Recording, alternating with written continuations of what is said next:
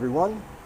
This is just a reminder that everyone is welcome on my channel. Please do not harass, intimidate, or troll other people in the comments. I'm going to start deleting the offensive comments and block any users who do so. I want everyone to feel like they're part of the community here. If you want to disagree with me about something, that's fine. Leave me a comment. I don't mind. But please do not make derogatory remarks about others based on their age, sex, race, nationality, or sexual orientation. Thank you. Now on with the news. There are now 33 confirmed cases of the virus here in Cambodia. The government has ordered all karaoke bars, nightclubs, cinemas, and museums to close until further notice. This basically will shut down Pub Street. In other news, there are now many new restaurants that just happened to open up that serve alcohol. The main courses for tonight are peanuts. Many countries are telling people to limit group activities to a maximum of 10 people. Which of course begs the question, who in the hell has 10 friends? 10? I can't get 3 people together to decide on a font for a newsletter. Crazy. Vietnam has ordered all Vietnamese and foreign citizens to wear face masks when in public or face jail time. Now, I'm just wondering, if the only thing you can see are the eyes, is it still racist if they all look the same to me? I mean, like, what if I'm attacked and the police want a description? Well, officer, they had brown eyes and they were shaped, more horizontal than vertical. That's the only lead I have. People who are practicing self-isolation and social distancing are encouraged to spend that time doing something useful like reading books. So if there was ever a good time to plug my books, this would be it. Down below are links to all 3 of them. You get something cool and the sales support free education, and you get to do something besides watching weird porn. Now back to our regularly scheduled video. What's up, guys? It's a Thursday morning. We're down here at the little shop getting some more water.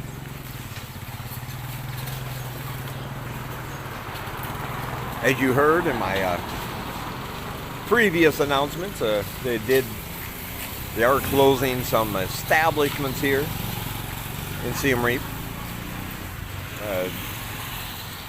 As always, when they put an announcement out that's written in Khmer, people misinterpret it, so there have been different variations of what it actually says. But from the best source I can gather, it's just going to be karaoke bars, nightclubs, and cinemas, museums. So far, no restaurants or regular bars, like small little bars, like the local over here. Those ones are not affected as of right now.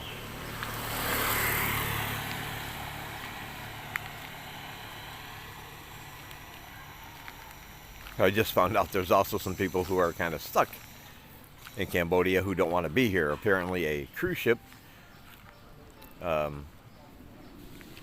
was taking a trip across the Mekong Delta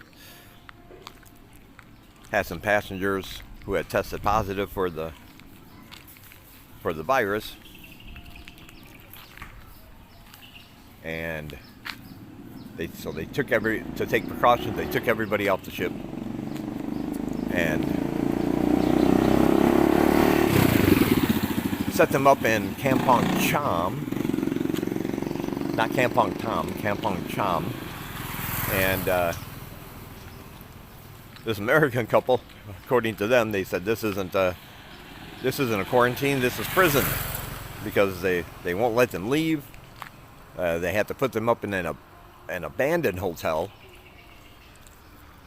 because the nice regular hotels, all the employees starting to quit because they heard that they came from a ship that had the virus. And apparently, there are bars on the windows, and there are bugs, both dead and live, and they don't have access to a TV or anything. So that's their main complaint.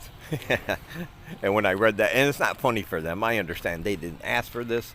This was just supposed to be a stop, you know.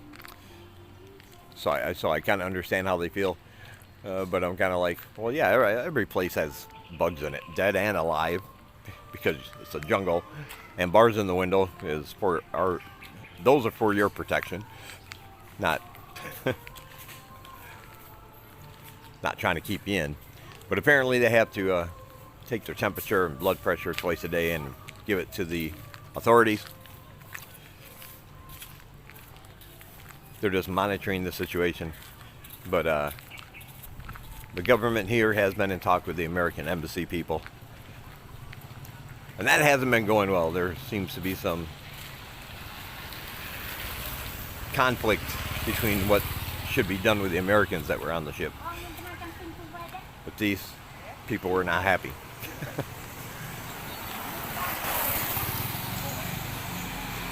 So that's the current situation here, but that also shows you what happens when people panic over something instead of just taking the necessary precautions. Like I said, there's also a group of people out there saying the whole coronavirus thing is just fake, it's made up, it's not real. That, of course, is ridiculous. It's very real, scientifically proven. There's evidence for it. So that's not a good thing. But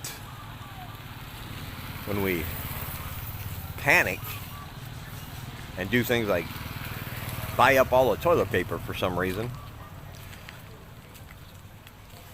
and then countries start doing these things in an effort to show the world how much they care for their citizens, and it has a widespread effect. Because then other countries are like, well, I'm not going to let this country outdo us. So you know what? You're going to close your schools for a week. Well, we're going to close our schools for a month because we care about our citizens more. And then, because everything that's done now is done in the name of safety, no matter how much, if you think about it, how many freedoms governments are trying to take away from its citizens. It's never a good thing. Caring for the citizens and trying to protect them the best that they can is fine, and you can do that with proper information. But the bottom line is, as human beings, we have certain freedoms, and trying to restrict our movements in absence of a crime that sent us to a prison or jail or something like that, trying to restrict our movements or our activities is, in my opinion, just wrong. If there's a sickness like this virus going around and people want to get out there, take their chances, gather with 1,000 other people in a big arena or a big place somewhere, they should have the freedom to do so. And if they wind up contracting the virus and bad things happen, then it's on them. That's the price we pay for freedom, being able to do what we want within the realm of the law, and then the consequences are ours. You go to a bar, you mouth off to the wrong guy, you get in a fight, you get beat up. Yeah, somebody's going to go to jail, somebody's getting in trouble, but the consequences of you being beat up was brought on by your actions, is what I'm trying to say. And the virus should not be any different. And that's just my opinion. Feel free to sound off in the comments below if you disagree. But I just don't think people saying, well, guess what? You can't have more than 10 people in one place. Or like even the country like I talked about in my last clip, forcing people to wear face masks in public.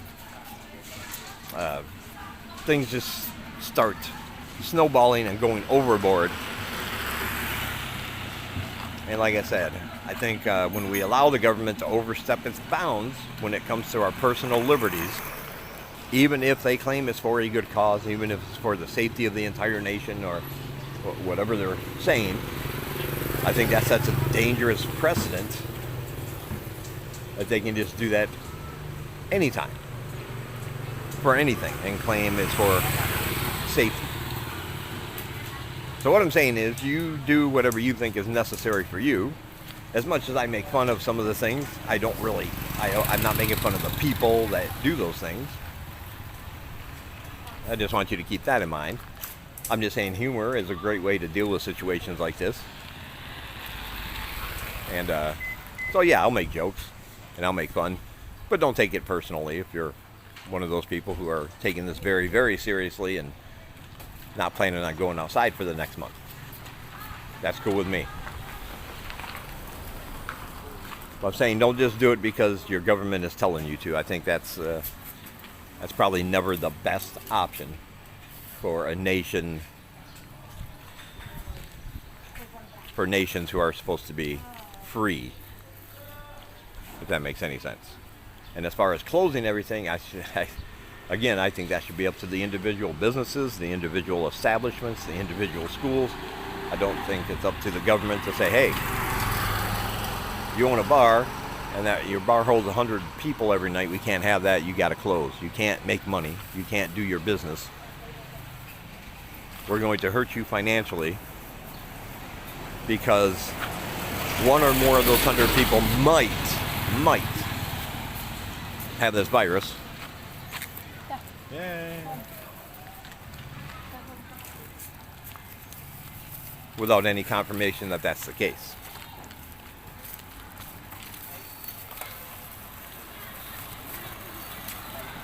So that's just my little rant. Not even a rant. Just my little way of saying,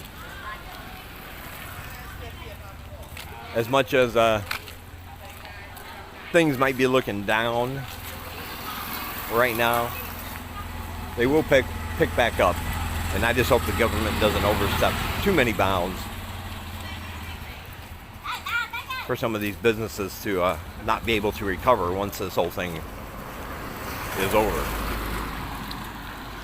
And just for the record, this thing we're dealing with is called COVID-19.